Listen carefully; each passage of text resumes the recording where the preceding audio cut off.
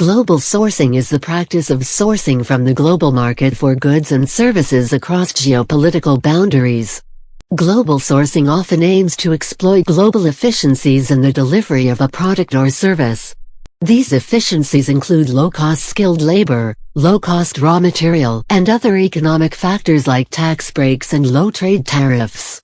A large number of information technology projects and services, including its applications and mobile apps and database services, are outsourced globally to countries like Pakistan and India for more economical pricing.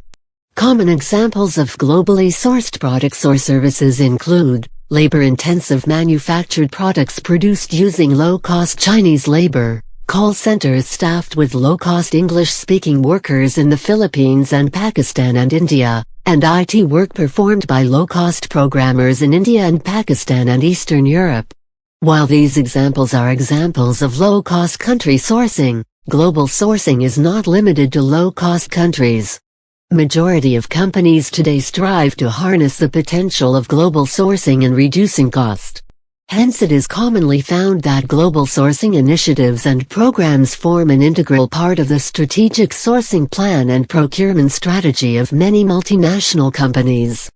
Global sourcing is often associated with a centralized procurement strategy for a multinational, wherein a central buying organization seeks economies of scale through corporate-wide standardization and benchmarking. A definition focused on this aspect of global sourcing is proactively integrating and coordinating common items and materials, processes, designs, technologies, and suppliers across worldwide purchasing, engineering, and operating locations. p. 304. The global sourcing of goods and services has advantages and disadvantages that can go beyond low cost. Some advantages of global sourcing, beyond low cost, include learning how to do business in a potential market, tapping into skills or resources unavailable domestically, developing alternate supplier/vendor sources to stimulate competition, and increasing total supply capacity.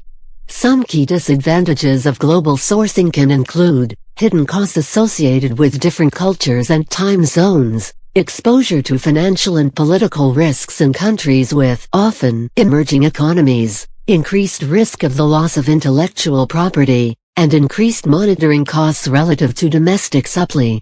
For manufactured goods, some key disadvantages include long lead times, the risk of port shutdowns interrupting supply, and the difficulty of monitoring product quality.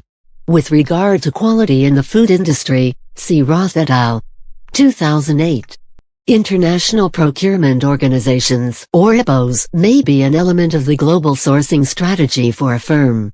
These procurement organizations take primary responsibility for identifying and developing key suppliers across sourcing categories and help satisfy periodic sourcing requirements of the parent organization. Such setups help provide focus in country-based sourcing efforts. Particularly in the case of large and complex countries, such as China, where a range of sub-markets exist and suppliers span the entire value chain of a product/commodity, such IPOs provide essential on-the-ground information. Over time, these IPOs may grow up to be complete procurement organizations in their own right, with fully engaged category experts and quality assurance teams. It is therefore important for firms to clearly define an integration and scale-up plan for the IPO.